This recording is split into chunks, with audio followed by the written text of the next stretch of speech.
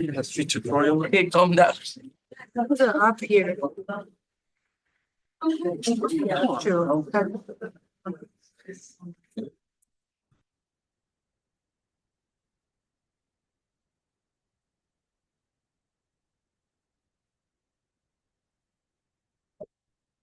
Oh, you can't tell me his Kindle password.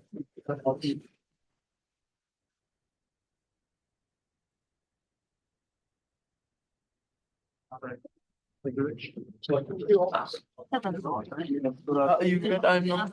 I have the first hard copy. Like the small one.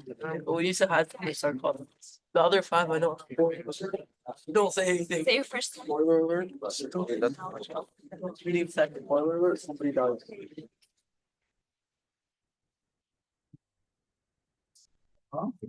Dennis, how are you? It's okay. It's okay. I just need the slide before it, if you don't mind. You have to use the thing on the keyboard? Yeah. عليكم السلام ورحمة الله. ما شاء الله، كيف حالك؟ الله يسلمك. الله يسلمك، كيف صحتك؟ الله يبارك فيك. The silver buttons. Good.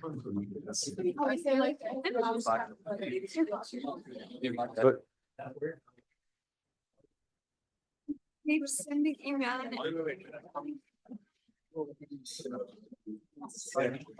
Oh. جزاك الله خير. Okay, we'll get started.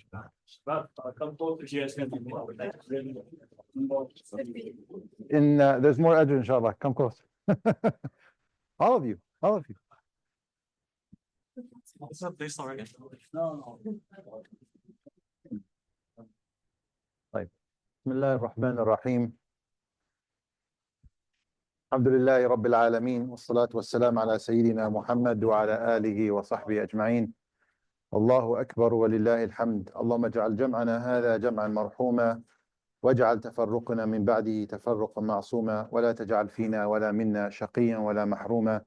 اللهم تقبل منا إنك أنت السميع العليم، وتب علينا إنك أنت التواب الرحيم.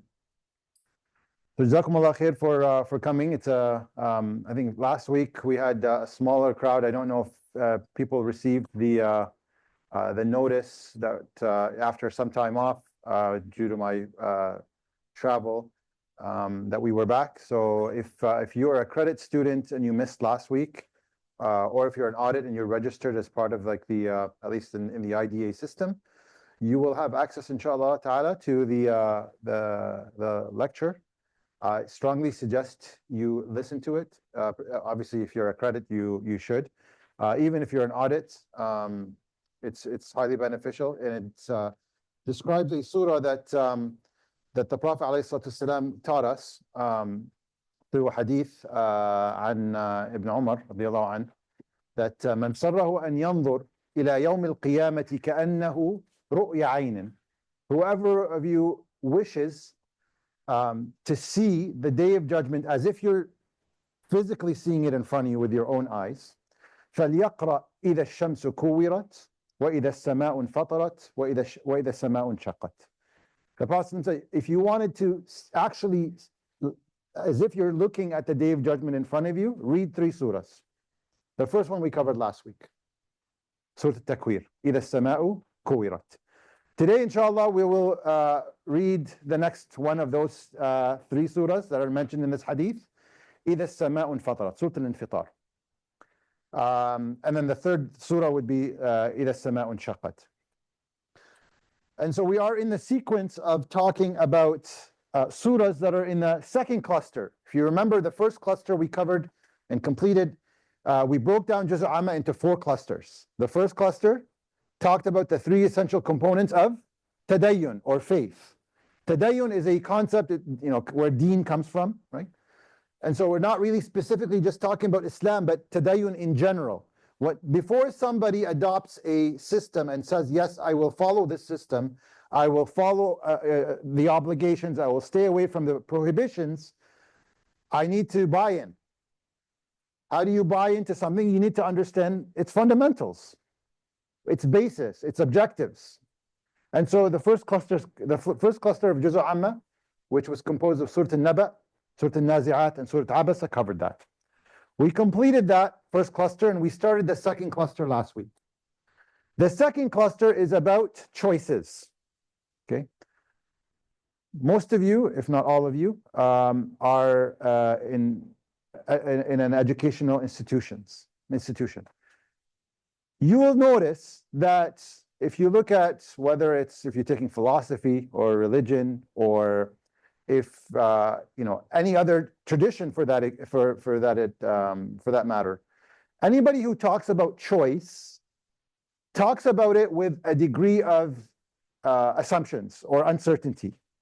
And so we've probably been in a class, in science class, whether you're in high school or now in university, where you talk about this concept of born or bred, right?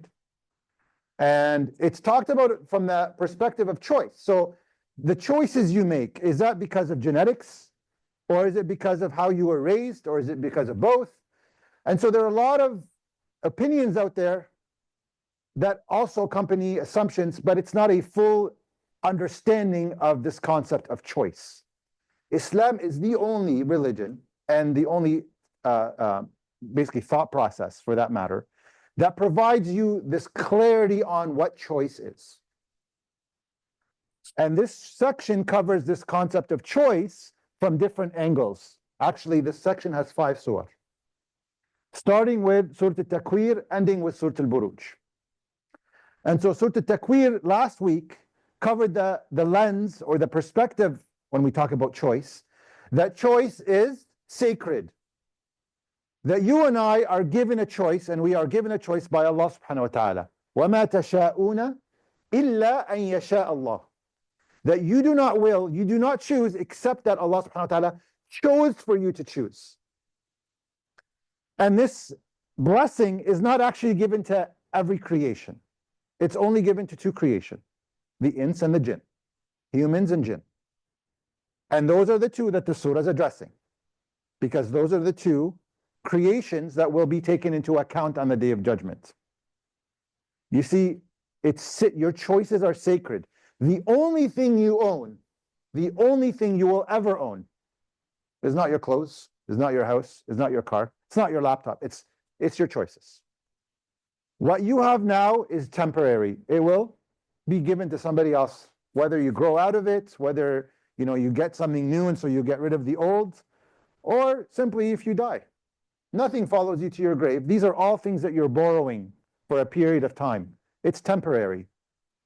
The only thing you own, that you will ever own, are your choices. And so you have to treat them as sacred, because they are sacred. They're given to you by Allah subhanahu wa ta'ala. And so when you make a choice, make it matter. And every day we're confronted with millions of choices. Some of them are small, some of them are maybe medium scale, and a few maybe every day or once or twice a week. They're on a larger scale. And these choices range from choice of what I should do next, or what I can do next, or what I can leave behind. And they are choices between what's right and what's wrong, what pleases Allah and what displeases Allah. We encounter choices pretty much the entire day. So this is a blessing, but it comes with a responsibility. And that responsibility is that we are accountable for those choices.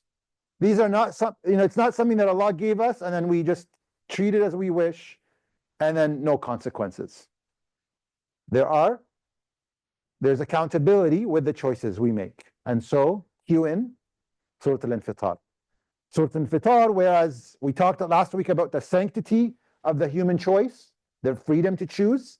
In Surah Al-Takwir, in Surah Al-Infitar, it tells you, no, careful, it comes with a accountability.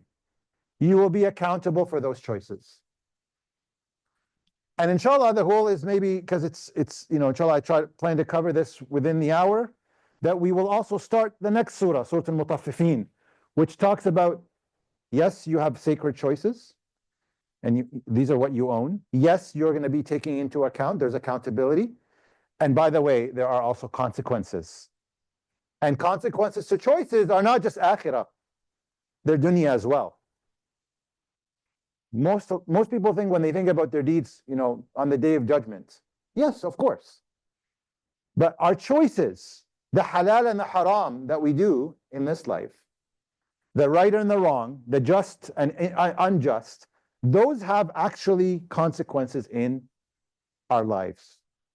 And they will actually push us in one way, in one direction or the other. So Surah Al-Mutaffifin talks about that. So inshallah ta'ala, the goal is to at least cover part of it today, inshallah. We will start with Surah Al-Infitar. Can anybody guess Surah Al-Infitar, where it was revealed? Yes, Mecca. You have a 98% chance or so, 90, if I do my math right, at least 95% chance to get it right. Because we said already that Juz' Amma is almost entirely Meccan, with the exception of 2 surahs that we will cover later, inshallah. Okay? And so it is a Meccan surah. So what did we say about Meccan surah? Why is it important that we know Mecca versus Medina in terms of the time frame when these were revealed?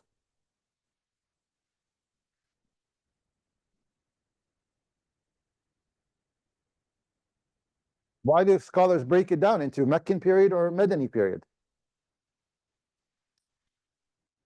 Yes. So that the context of like what was going on. Right, so you understand the context, right? But the surah itself, the surah that were revealed in Mecca are different than the ones that were revealed in Medina. The ones in Mecca, yes. The Mecca, like rulings and stuff. No, those are Medina. The ones in Mecca talk about concepts of oneness of Allah subhanahu wa ta'ala, accountability, day of judgment, stories of people before us and what happened to them, as a way for us to be reminded and to actually understand why they were destroyed. So it's concept of faith, components and fundamentals of understanding Islam. In Medina, the ayat and the surah came to talk about commandments, rulings. This is halal, this is haram. This is how you get married. This is how you get divorced. This is how you treat the orphans, and so on and so forth. Okay? So these ayat, because they are predominantly, you will see, they talk about the Day of Judgment. You can tell already, without even doing tafsir class, that this is a Meccan surah. So any questions before we start? So far, so good? So Surah Al-Infitar is also called in some tafsir, Surah Idha Sama'un Fatarat.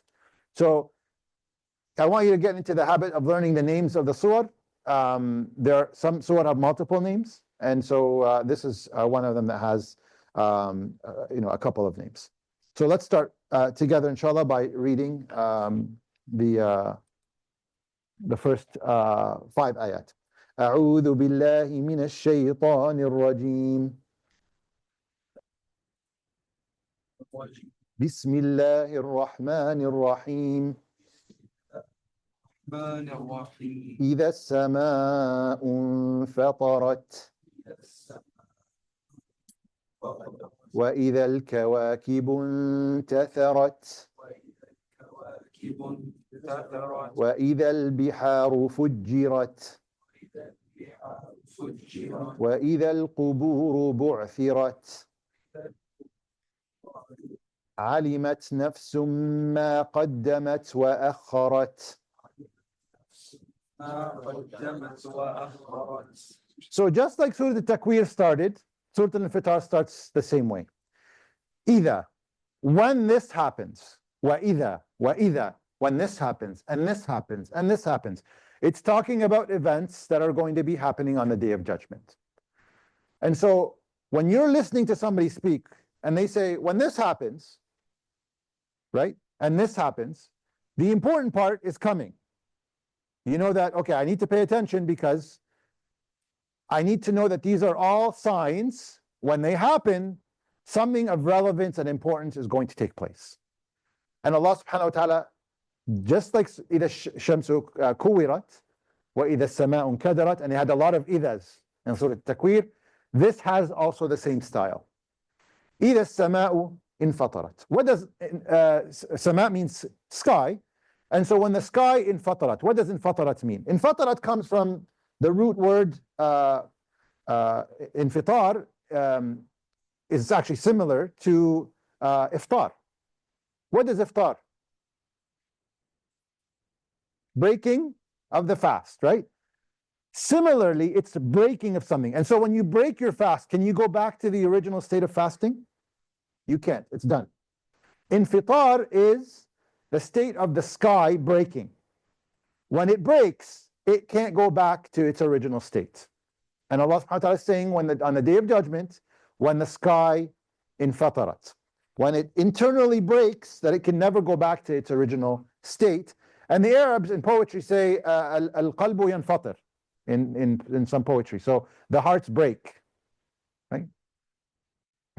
So infitar is basically a consequence of a destruction of the sky. So when the sky breaks, the consequence is it's broken. It can't go back. So إِذَا السَّمَاءُ انْفَطَرَتْ وَإِذَا الْكَوَاكِبُ انْتَثَرَتْ. And when the planets are scattered in a chaotic way, all over the place. They're not organized or patterned anymore. So you can see this is different than what we're used to. وَإِذَا الْبِحَارُ سُجِّرَتْ. So or وَإِذَا الْبِحَارُ فُجِّرَتْ. In Surah Takwir, it's Sujjirat. Sujjirat, last week we covered, when the seas or the oceans are burning. And like we said last week, can you think about that and reflect? Water on the day of judgment is burning. The same water you use to turn off fire, the molecule H2O is burning. How does that happen? It's not flammable. Because on the day of judgment, none of the rules that we live by today will exist on the day of judgment. Everything changes. Everything changes. Including, like we said also last week, your choices. You have the opportunity to choose now. On the day of judgment, you don't. The rules changed. Just like these rules are changing, so are the rules of being able to choose. So what is the consequence of burning? When something burns, it eventually explodes. So in this, وَإِذَا الْبِحَارُ فُجِّرَتْ, the result of the burning oceans is that they will explode. Imagine oceans exploding, and oceans make up most of the earth. SubhanAllah. وَإِذَا الْقُبُورُ بُعْثِرَتْ. And when the graves are now, the earth is regurgitating all the graves out. All the dead bodies in it are coming out. Everything is changing. So what? When this happens and this happens, so what? The so what is ayah 5. عَلِمَتْ نَفْسٌ مَا قَدَّمَتْ وَأَخَّرَتْ. Last week in Surah Al-Infitar, in Surah Al-Takwir, عَلِمَتْ نَفْسٌ مَا أَحْضَرَتْ. Every nafs, every self will know what it brought forward. In this surah, it's more detailed. عَلِمَتْ نَفْسٌ مَا قَدَّمَتْ وَأَخَّرَتْ. So you can understand that in different ways. Every self will know what it brought forward and left behind in terms of deeds, in terms of choices.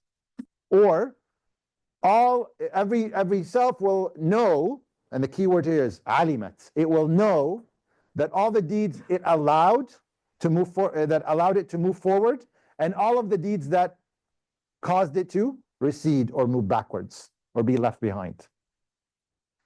Another meaning, every nafs will know that the deeds it did versus the deeds it didn't do, or the deeds that it prioritized and the ones that it put on the back burner. In any case, all of these meanings all align and make sense.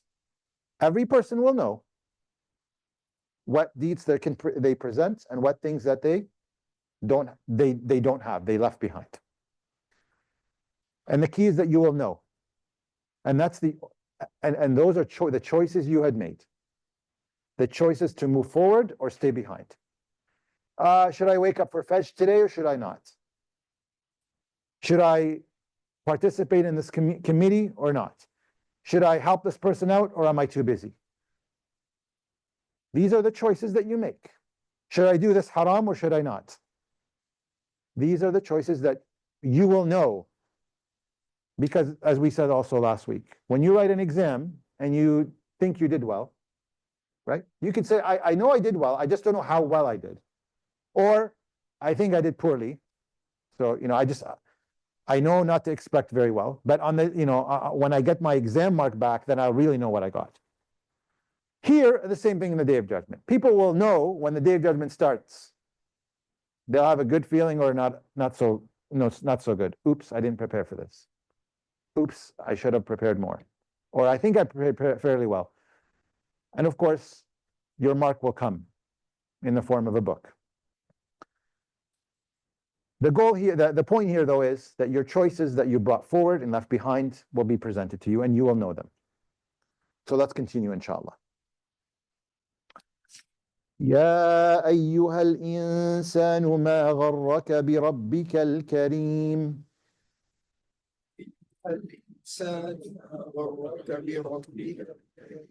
الذي خلقك فسواك فعدلك في أي صورة ما شاء ركبك كلا بل تكذبون بالدين وإن عليكم لحافظين كراما كاتبين يعلمون ما تفعلون. So there's a hadith Qudsi where Allah subhanahu wa ta'ala, and hadith Qudsi means the Prophet said that Allah said, عبادي إن هي أعمالكم. O my slaves, indeed these are your actions. أحصيها لكم. I have counted them for you. Notice the wording. I have counted them, not for himself, subhanahu wa ta'ala, for you. ثم أوفيكم إياها يوم القيامة. And then I will present them to you on the Day of Judgment. فمن وجد خيرا فليحمدني. Whoever finds good should praise me. وَمَنْ وَجَدَ غَيْرَ ذَلِكَ فَلَا يَلُومَنَّ إِلَّا نَفْسَهُ. And whoever finds other than good, then he or she doesn't have anybody but themselves to blame. I mention this hadith because on the Day of Judgment, your deeds are presented to you, not because Allah subhanahu wa ta'ala wants to know them. He already knows them. Allah is presenting them to you, for you to see. Because Allah is most just. And so, imagine somebody who did wrong, okay? And all of a sudden, without being taken to trial, they're cast into jail. What's that person going to feel? Why am I going to jail? This is an unfair process. I want to know what made me go into jail. And Allah subhanahu wa ta'ala is most just. He will present your deeds to you, not because he needs to know them. He already knows them, subhanahu wa ta'ala. He wants you to be clear why the result is the result. It's for you and I, not for himself, subhanahu wa ta'ala. And the next ayah in the surah is one of the most powerful ayat in the Quran. It's one of the most powerful ayat in the Quran. Ya ayyuhal insan. Allah's calling the human. ما غرك بربك الكريم. ما غرك بربك الكريم. غرك comes from غرور. غرور is when you're led to believe something, but it's less than what it actually is, or you're made to believe that something is of a nature, but it's actually more than what it is. So غرور is incorrect perception of reality. Okay? And Allah is asking a rhetorical question. Oh, human. It's not oh you who believe, it's oh human. ما غرك بربك الكريم.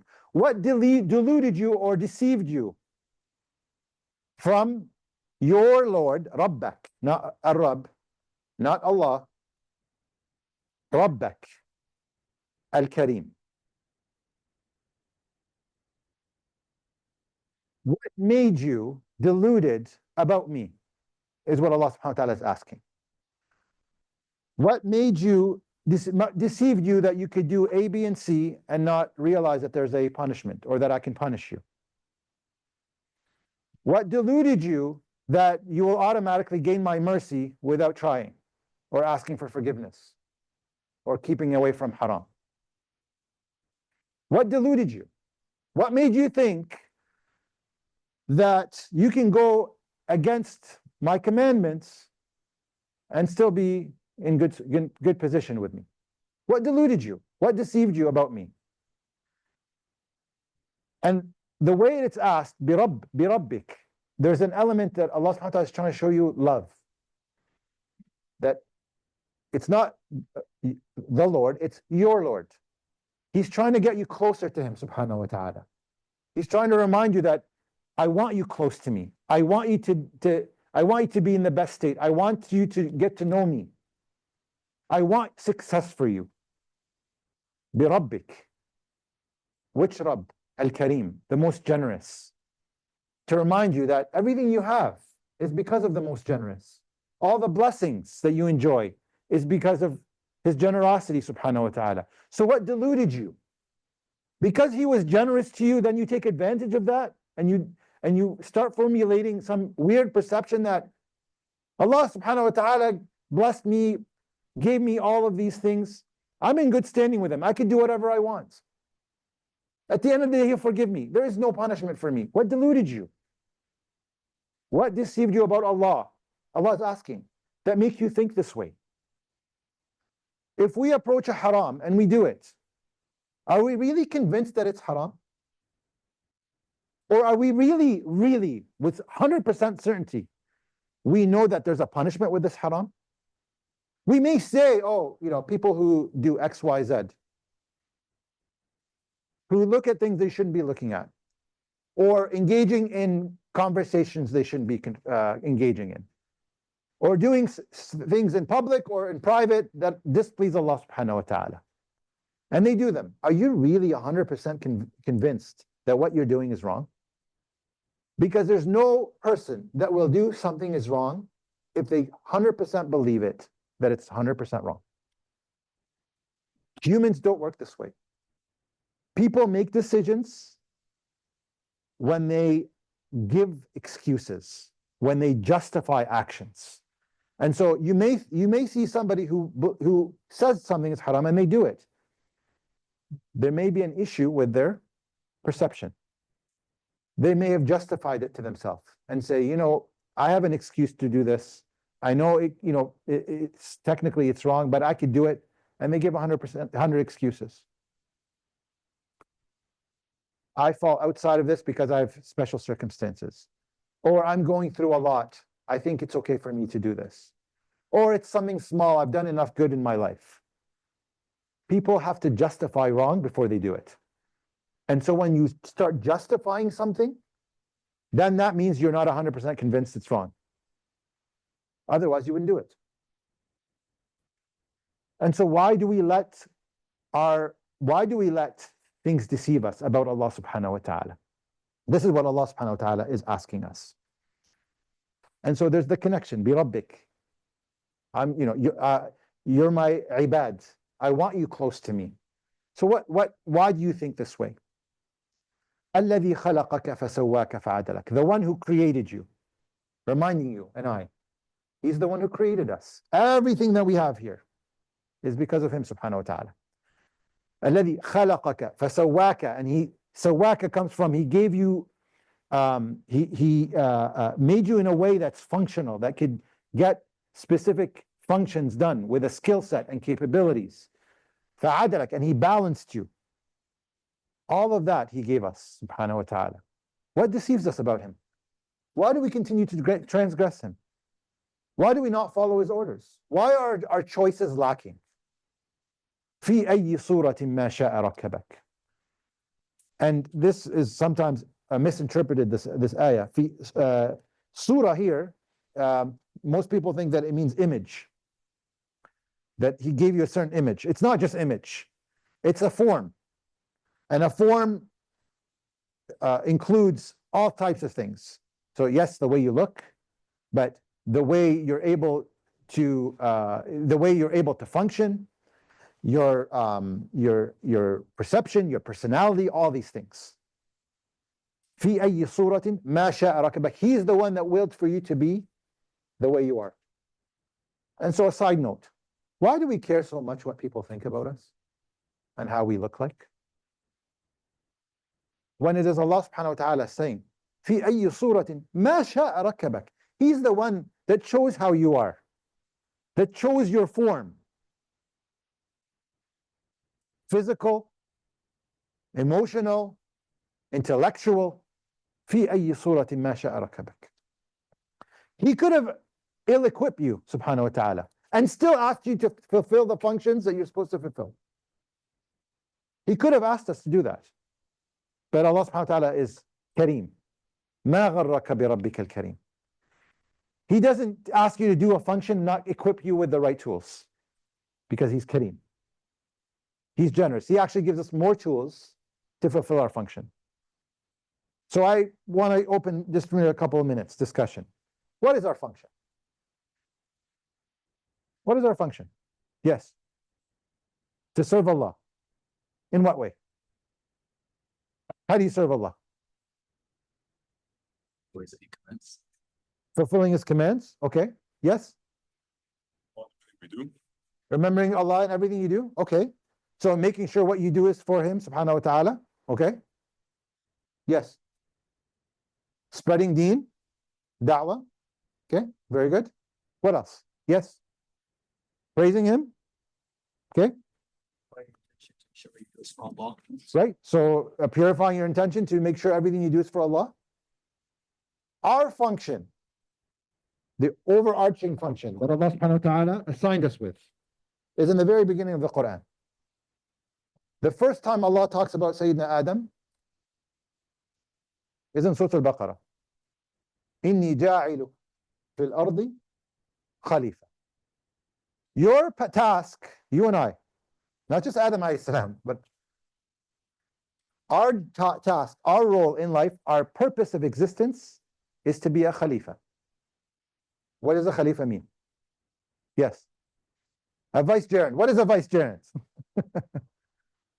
Yes, keep going. Responsibility on this earth. Somebody who is responsible for the earth. And we all are responsible for the earth. وَهُوَ الَّذِي جَعَلَكُمْ خُلَفَاءَ. All of us are vicegerents. All of us have a responsibility. And our responsibility is not waking up, eating, drinking, going to school, graduating, getting a job, getting married, having children, taking a few vacations, buying a house, retiring. That's not our purpose. That is not our purpose. If that's all we have in terms of our plans in life, then we need to take a step back and reassess. And we need to do it ASAP. This is not why we were created, brothers and sisters. We are not created to, as some of my teachers in the past used to say, to live Mr. Normal's life. Mr. Normal. Our task in life, as all these comments that were mentioned, they're all part of it. To be somebody who takes care of the earth. In what sense? Making sure the environment is, yeah, of course, environmentally we need to be conscious, of course. But it's also making sure that Allah subhanahu wa ta'ala's rule, His commandments are fulfilled. It's to make sure there's no corruption, there's no injustice, that everybody gets access to the true message. So everything that was mentioned is beautiful. It's part of that overarching goal. We all have that responsibility. And Allah equipped us with that, with what He said, subhanahu wa ta'ala, to make sure we fulfill it. Okay, let's continue, inshallah. كَلَّا بَلْ تُكَذِّبُونَ بِالدِّينِ. So, kalla is very powerful here. The two words actually, kalla and bal. Okay?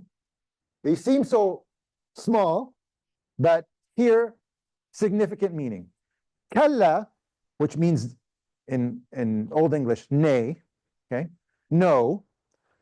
It's to say that everything that you thought in the previous ayat is incorrect. What you thought, what caused you to be deluded about Allah, what caused you to be deceived of understanding Allah subhanahu wa ta'ala is incorrect. And the word bal is to tell you what truly is the real meaning is what's next. So Kalla negates and bal validates. So kalla bal, what's the reason? What's the reason for being deluded about Allah subhanahu wa ta'ala? Thinking that we can do whatever we want and there's going to be no accountability, there's no repercussions. Tukadhibuna bid-din. Tukadhibuna comes from the word takdhib. Takdhib means, does anyone know what takdhib means? Yes. I mean, yes, it's derived from there. Takdhib means that you know something is true, but you deny it. And so it becomes, you convince yourself that it's not true. But you knew it was true, but you convince yourself that it's no longer true, or it doesn't apply. That's takdhib. And Allah's saying the problem with your delusion is the takdhib. Bal kalla bal tukadhibuna bid-din. Deen means what? Does anyone know what deen means?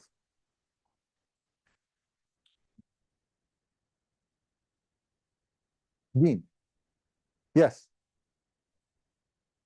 Way of life is a meaning, but it's not the general meaning of the word. Yes. Way of life and faith, I would say they're close. So Yawm ad-Din is what? The day of judgment. So deen actually means judgment or being taken into account. Okay? So the problem with being deluded about Allah subhanahu wa ta'ala and his generosity, and that he's given us so much, yet we transgress because, oh, you know, Allah's going to forgive us. Oh, no, there's no punishment for me. Why are we deluded thinking this way? Because tukadhibuna bid-din. You apply takdhib to accountability. You don't really believe in accountability. You're not 100% convinced. Sure, some periods come where you know that, oh, I'm going to be taken into account, but other times where we make mistakes, or I don't want to say mistakes because mistakes are unintentional. Things that are intentional that we make, are we really convinced that we are going to be taken into account? We have to be really transparent with ourselves. I know it's hard to hear because I know that people start saying, no, that's not true. I'm not like this. We need to self-reflect. If we know something is wrong and we do it intentionally, are we convinced that we are going to be accountable for it? Ask yourself that question. You don't want, everybody asks for themselves, but it's something that we really need to reflect upon, because Allah's saying, Kalla. Why you're deluded about Allah subhanahu wa ta'ala and his generosity and his forgiveness and his mercy, and you think that's guaranteed for you, it's because you don't think you're going to be taken into account. And this surah is about our choices and accountability of those choices. You remember how we said in the beginning?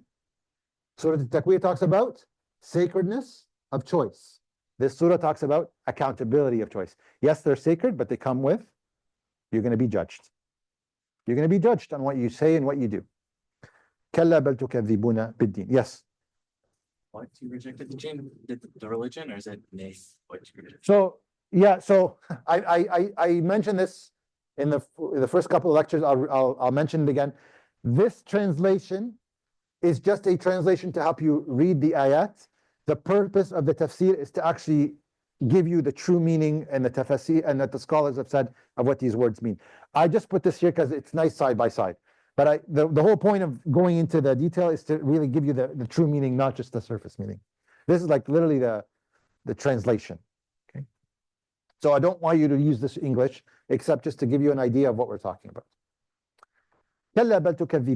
So you deny or you convince yourself that accountability is not something I'll be having to face. And Allah says, wa inna, and certainty, alaykum lahafidhin. And this ayah, if you actually pay attention to this ayah, wa inna alaykum lahafidhin. And you have over you watchers. Okay?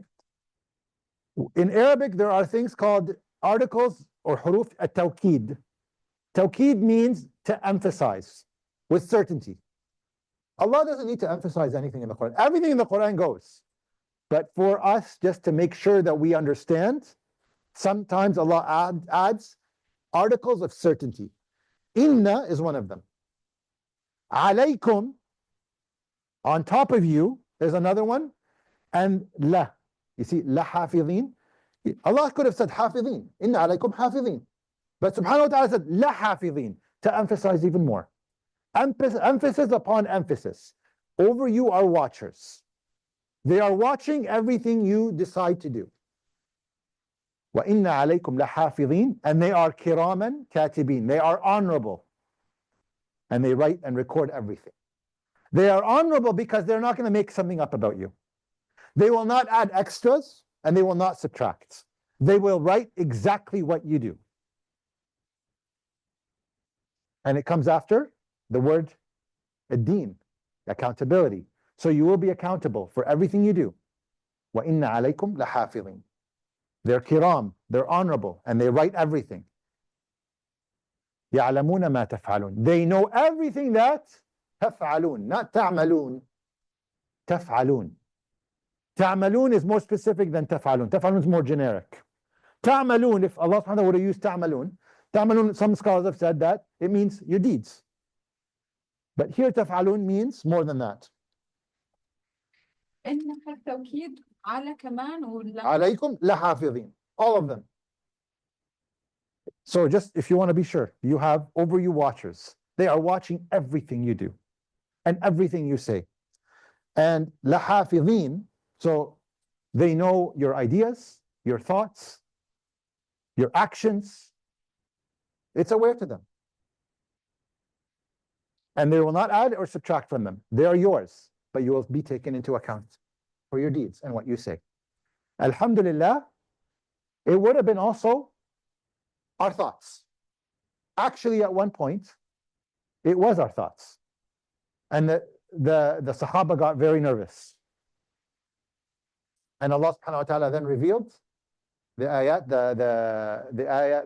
the third last ayah of Surah Al-Baqarah.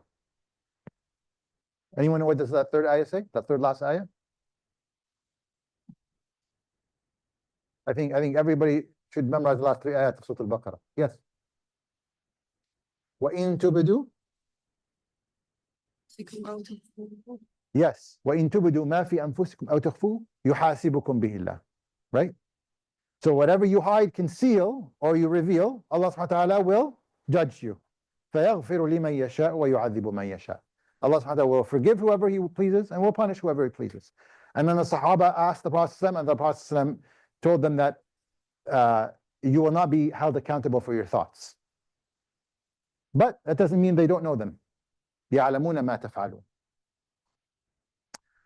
So this is the highlight of the surah.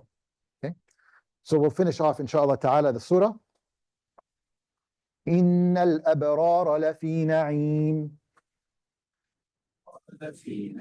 وَإِنَّ الْفُجَّارَ لَفِي جَحِيمٍ يَصْلَوْنَهَا يَوْمَ الدِّينِ وَمَا هُمْ عَنْهَا بِغَائِبِينَ وَمَا أَدْرَاكَ مَا يَوْمُ الدِّينِ ثُمَّ مَا أَدْرَاكَ مَا يَوْمُ الدِّينِ يَوْمَ لَا تَمْلِكُ نَفْسٌ لِنَفْسٍ شَيْئًا وَالْأَمْرُ يَوْمَئِذٍ لِلَّهِ إِنَّ الْأَبْرَارَ لَفِي نَعِيمٍ. So the surah ends and says, indeed, al-abrar are in bliss, in luxury. Notice how it here didn't say Jannah. It talked about bliss. Jannah is obviously a place of bliss and luxury. And the word here is abrar. It's not in al-mu'mineen. What does abrar mean? Yes. Yes, very good. It comes from the root bir. What does bir mean? Bir al-walidain, right? What is bir al-walidain? Showing excellence and an excellent code of conduct to your parents. It's a code of conduct. It's how you behave, how you carry yourself, how you act. Al-abrar. So this is talking about the code of conduct. People who excel in their behavior, in their character. Those are the people that are going to be in bliss, in luxury. Okay? They will find tranquility. They will find comfort in body and soul. إِنَّ الْأَبْرَارَ لَفِي نَعِيمٍ. This is, by the way, this bliss doesn't come only in akhirah. This is not what this is saying. This is saying in luxury and bliss. This also could be in dunya. When you know you have not wronged anybody, because you have not overstepped or harmed, you have not overstepped the boundary in terms of your code of conduct. You know you can sleep at night. Has anybody, and I'll put my hand up first, ever done something wrong where they had a hard time sleeping? Right? This is a good sign, by the way, if you have that, right? It's a good sign that, not that you did wrong, but the fact you couldn't sleep, okay? Because there's a guilt. And so the bliss and the luxury we're talking about is of mind and soul and heart. When you know you haven't wronged anyone, you can sleep at night. And actually, if you had a choice to be wronged versus wrong someone, you should always want to be wronged. I know it's hard because we want to sometimes take revenge or clarify things or you know, why are you treating me this way? But at least you can sleep at night.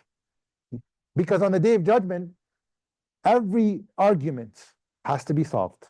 Every quarrel has to be dealt with, at least not from you. And so people who are excellent code of conduct can be in that state of bliss where they're comfort. They haven't wronged anybody. They are okay with difficulties that come by. They don't just say accept them and say, oh, it's difficult, no, they try to change their difficulty, but they're content. I have this difficulty, I'm going to deal with it as best as I can, but at the end of the day, that's all I could do. Whatever happens is to Allah subhanahu wa ta'ala. I am content. I'm in a state of comfort and bliss internally because Islam brought me that. And this is why Islam is beautiful. Islam doesn't ask you for results. It asks you for effort and intention. As long as you're putting those in, if you continue to experience difficulty, alhamdulillah. I know it's hard, but you say alhamdulillah. I know my ajr is with Allah subhanahu wa ta'ala. Ajaban li amri al-mu'min. The Prophet ﷺ said, it's amazing the state of the believer. Inna kulla amrahu khayr. All of their matters are khayr. Everything that happens to you is khayr, is good. وَلَيْسَ ذَلِكَ إِلَّا لِلْمُؤْمِنِ. And that only applies to the believer, the Prophet ﷺ says. إِذَا أَصَابَهُ سَرَّاء شَكَرْ فَكَانَ خَيْرًا لَهُ. That if good comes to them, they thank Allah, and that is good for them. And if darra comes to them, if hardship comes to them, sabr, فَكَانَ خَيْرًا لَهُ. They are patient, and that is good for them. In any way, every difficulty, every ease that comes to you, alhamdulillah. That state of peace, that when you're at really peace, how do you think the people in Gaza, in Lebanon, how do they deal with it? What they're going through, I can't imagine. I really can't. If I put myself, I don't know if I'd survive one day. But they are. They are. There's an internal, and they not only they accept, they point to the sky and they say, oh Allah subhanahu wa ta'ala, this is for you. I accept it, oh Allah. They are for you. My children are shuhada for you. That comes with that's an internal state. Inna al-abrara lafi na'im. Wa inna al-fujjara lafi jahim. And fujjar, again with emphasis, is opposite of abrar. Fujur comes from a bad code of conduct. The way you carry yourself or you behave is not good, is opposite of bir. So it's the opposite. Inna al-fujjara lafi jahim. Jahim is not, it's one of the names or references to the Day of Judgment, but jahim itself means in a state of misery.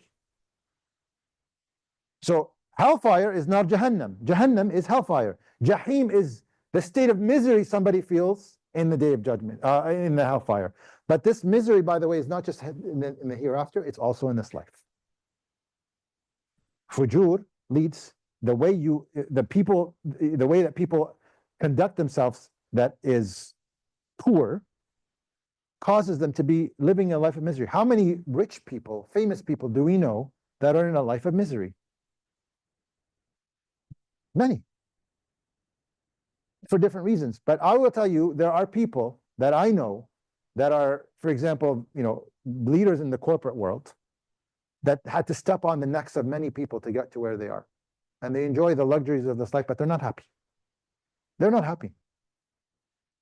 And they're searching for happiness and they can't find it. إِنَّ الْفُجَّارَ لَفِي جَحِيمٍ.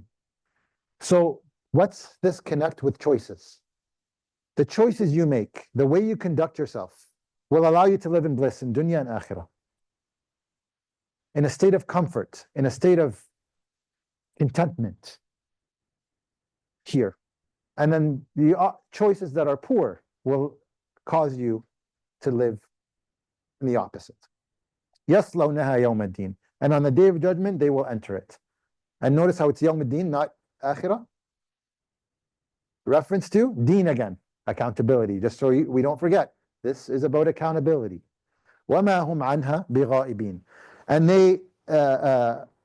what this ayah is saying is that you will have the choice to be happy or to be in agony, or to be in misery. It's your choice. وَمَا هُمْ عَنْهَا بِغَائِبِينَ. You will not be absent from that state. The state that you choose, that's the state you will be present in. وَمَا أَدْرَاكَ مَا يَوْمُ الدِّينِ. ثُمَّ مَا أَدْرَاكَ مَا يَوْمُ الدِّينِ. And what makes you know about يَوْمُ الدِّينِ? Again, يَوْمُ الدِّينِ. This is a question to the Prophet ﷺ and to us.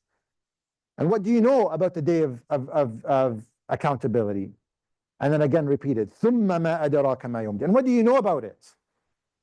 And on that day, يَوْمَ لَا تَمْلِكُ نَفْسٌ لِنَفْسٍ شَيْئًا. No soul, no nafs will have anything, no power, no help, no support to any other nafs. Nothing. Shay'a. Nothing. You will not be able to provide support or help or advice or words to anybody. وَالْأَمْرُ يَوْمَئِذٍ لِلَّهِ. And it's all the matter on that day belongs to Allah subhanahu wa ta'ala. There is a hadith that I maybe will mention really quickly. It's a longer hadith, so maybe I'll just abbreviate. That has to do with the Day of Judgment. It's actually maybe just for the sake of time, I will maybe just so I'll just go through it, the English really quickly. So Aisha radiallahu anha, she says, once I began to cry at the thought of the hellfire. So the Prophet ﷺ asked her, what makes you cry? And she said, the thought of the hellfire frightened me. And she asked, will you remember your family on the Day of Judgment? On the Day of Judgment, will you remember your family?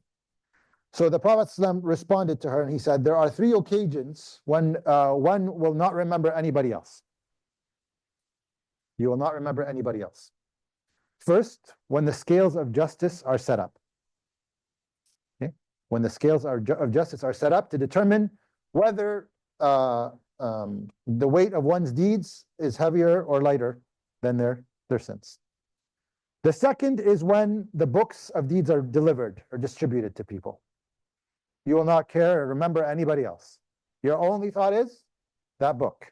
Is it going to the right hand or is it going to the left hand? Okay. And I want you to put this, try to get these feelings. You had a final and they're distributing the finals, right?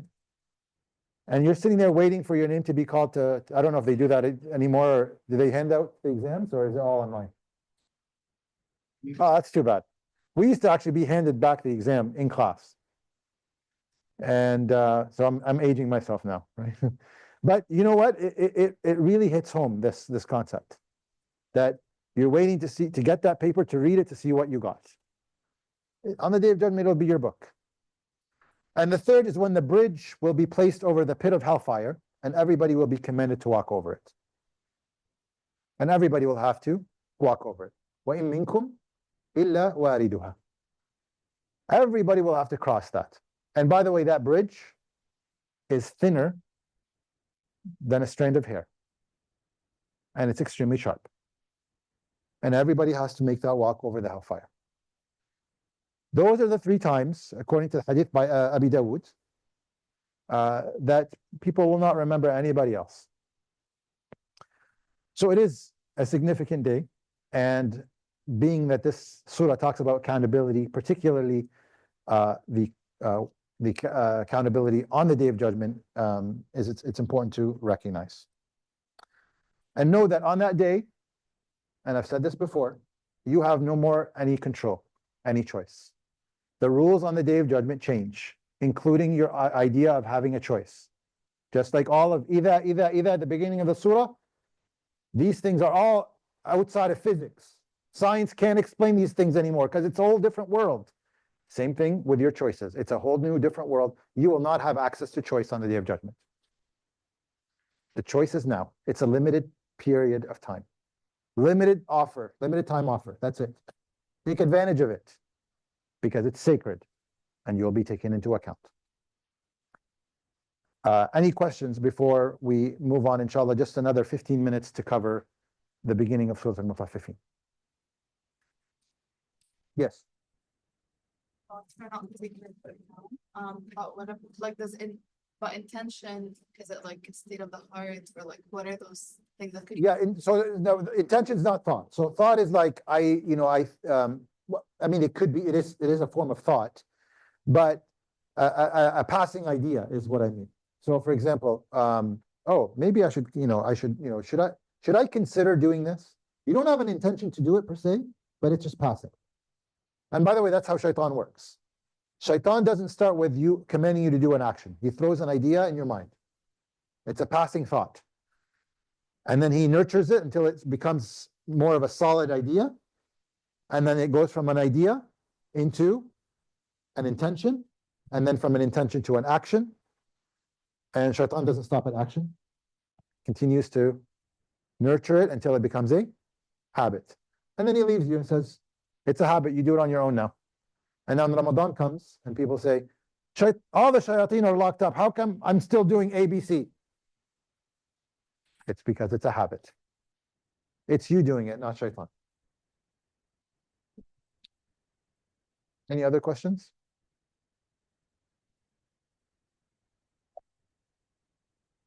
So you guys are ready for the test? There's no test. There will be a test for credit soon, but not now, inshallah. Okay.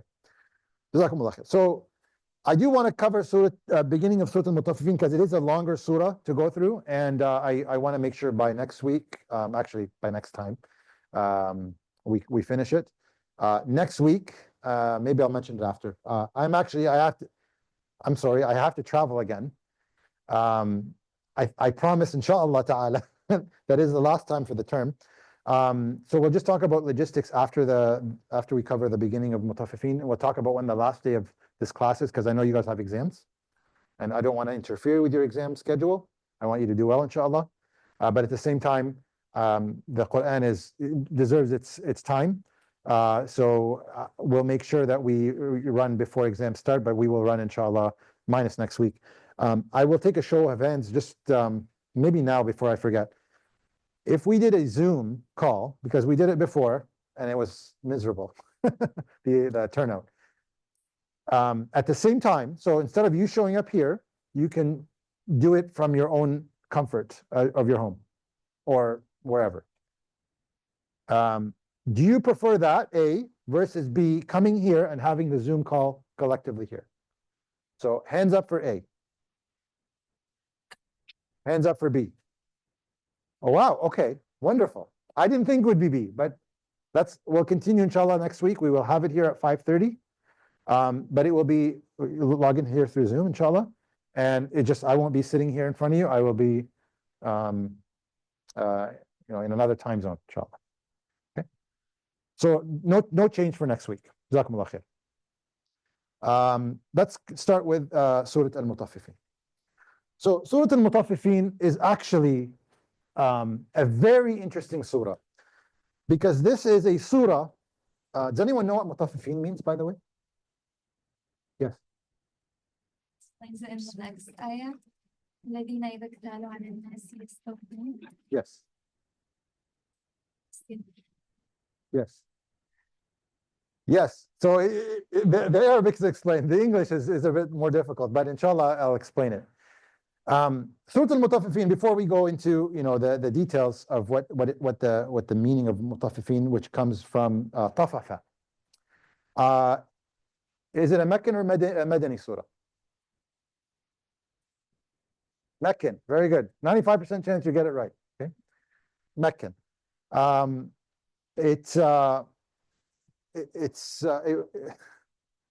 There's a story. I don't know if I have time to share the story.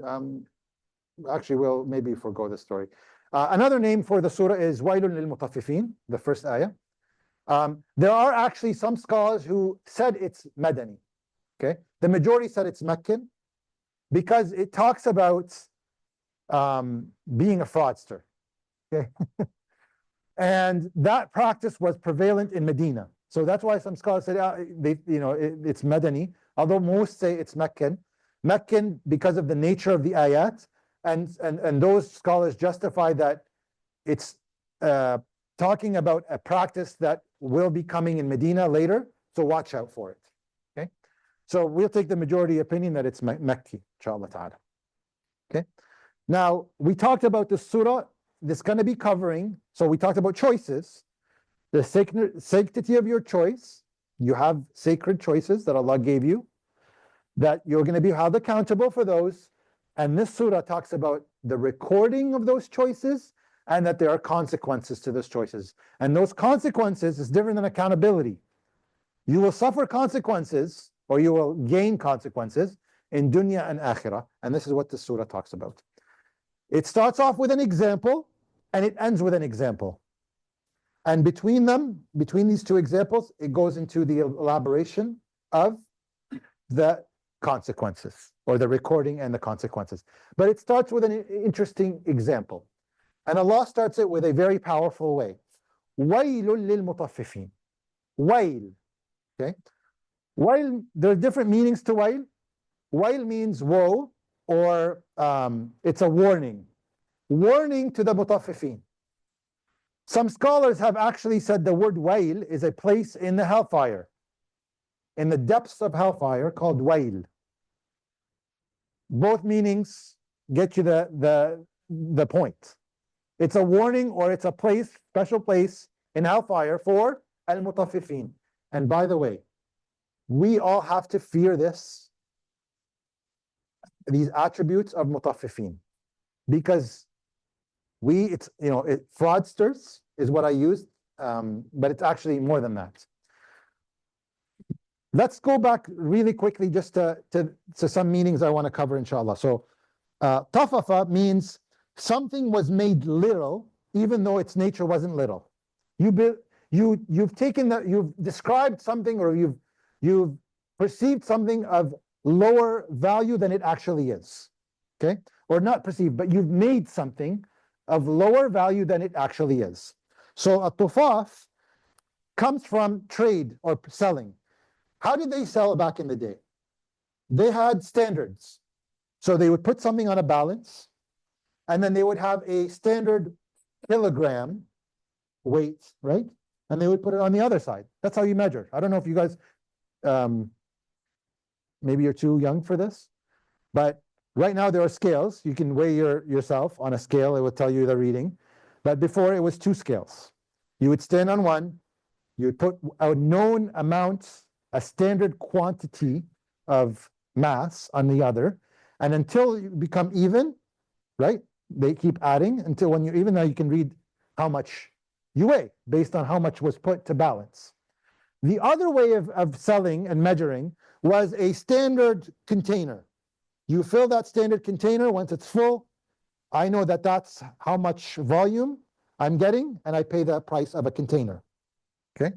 I don't know if you've ever been to stores where they say, here's a container, you buy it, fill as much candy as you want. As long as it fits in here, it's all good. So tufaf comes from, you fill the container, but you leave a little bit of space at the bottom. So it's actually empty. It seems like it's full, but it's actually partially empty. And you sell it as full. And you sell it as full. So what's this alluding to? It's not, by the way, just in buying and selling. It's in everything. It's when you have double standards. Okay, and this is what the surah describes. الذين, so let's read it together. Bismillahir Rahmanir Rahim. ويل للمطففين. Oh, sorry. الذين إذا اكتالوا على الناس يستوفون. وإذا كالوهم أو وزنوهم يخسرون. ألا يظن أولئك أنهم مبعوثون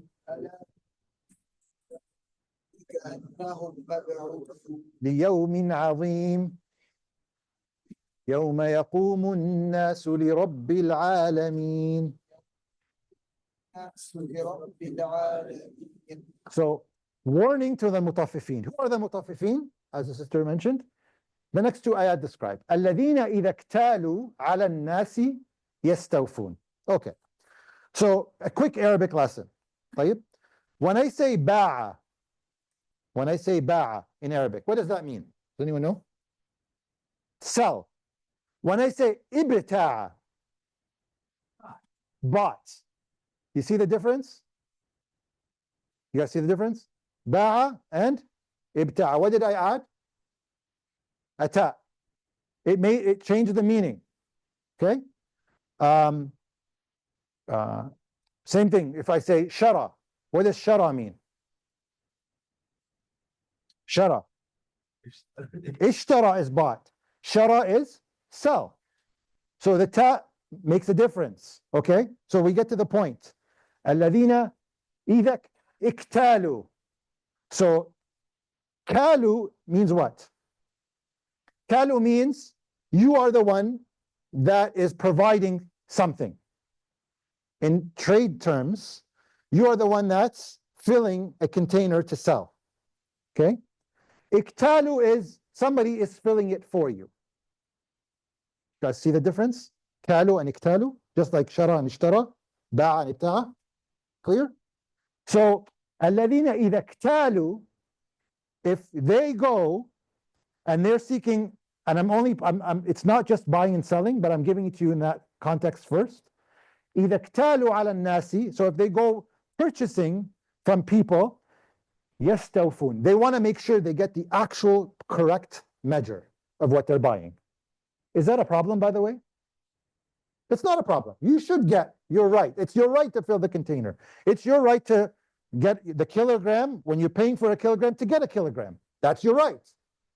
That's not the problem, though, with the mutaffifin. The problem is ayah 3.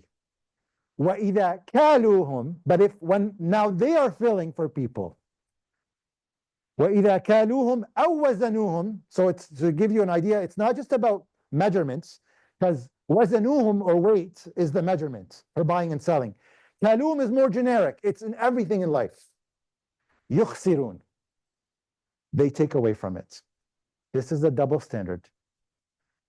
This is a double standard, which means when I have rights, I expect all of my rights to be fulfilled. But it's somebody else's rights, I won't give them all their rights. When I expect my spouse to treat me very well, but I don't treat my spouse well. Double standard. I expect my children to memorize Quran, but I don't memorize Quran. I see my sister dating, and that upsets me, but I'm dating. Double standard. When I say to people they're not supposed to park in this spot, and I go park in there another time. Double standards. This is what this example is talking about in Surah Al-Mutaffifin. And we have to be really careful, because I am sure if we think about it, there may have been in our past or even present times where we have acted with double standards. It could be small, but it's a double standard. And Allah is saying, wail, warning. Warning to the people who have double standard. And this happens, like we said, more than we think. And this is why this surah talks about consequences. because there are consequences to double standards. الذين إذا اكتالوا على الناس يستوفون. So they expect full measure, which is their right. However, if now they're offering to people, it's not full. يخسرون. And Allah says, ألا يظن أولئك أنهم مبعوثون. Do they not think, those people that are doing this, that they will be resurrected, that there will be consequences, that they will be facing? أنهم مبعوثون ليوم عظيم, to such a great day, the day of judgment, the day يوم يقوم الناس لرب العالمين, the day when people يقوم, people think as standing. Of course, yeah, you will be standing on the day of judgment, but that isn't what it means. يوم يقوم الناس لرب العالمين. So people on the day of judgment will have to answer for what they've done. When you qum, somebody who's qa'im, somebody who's fulfilling a purpose, right? We say qiyam al-layl, somebody who's actually fulfilling prayer to Allah subhanahu wa ta'ala. It's meant to, to mean that they're standing up at night to pray, but it's to fulfill. Qiyam is more generic. It's to fulfill a purpose, and so you have to answer for that. يوم يقوم الناس لرب العالمين. You will have to face Allah subhanahu wa ta'ala. لرب العالمين. And so this surah talks about consequences. But we have to really be careful about this concept of double standards, because this, subhanAllah, how it's the example used to start this surah. Yeah. When you tell somebody to do something, you better be doing it. Of course, if it's good, right? Please don't tell people to do the wrong. Because that, if they continue to do it and they get other people to do it, it's on your neck until the day of judgment. And same thing with good deeds. If you do a good deed and you pass it to somebody and they do it, and it's a ripple effect, you will get that too, inshallah ta'ala. But be careful, be very careful when you're when you expect a behavior or an act of service or a product or whatever it is that you're receiving, that you expect it to be perfect or to its promise. Great, but then you'd better deliver the same thing. You'd better behave the way you expect to be treated. So I hope that was inshallah a reminder. I think we will close it here, and we will continue the surah next week, inshallah ta'ala. Any questions about the beginning of Surah Al-Mutaffifin before we close, and just kind of talk about the course and when it ends? I think the last class is it second, third, whatever that Monday is. The last one. No. Okay. So just bear with us 1 second. Can we ask you about the assignment that we've done? Yes, 1 second. So second. So the last class will be December 2nd, inshallah. So there's a class next week here, but I'll just be here in Zoom, inshallah. And the last class will be December 2nd. After that, we will take a break until the new term. And we will send the dates, inshallah, once we figure out the room and everything like that. Any questions before we close? Oh, they have a Kahoot. They have a Kahoot today. So are there any questions before we go to the Kahoot? The assignment. I just received the assignment because I was gone for a month. I just received it, I think it was a week ago exactly. So I'm not done marking them, inshallah. By the way, who has not written the assignments and is a credit student?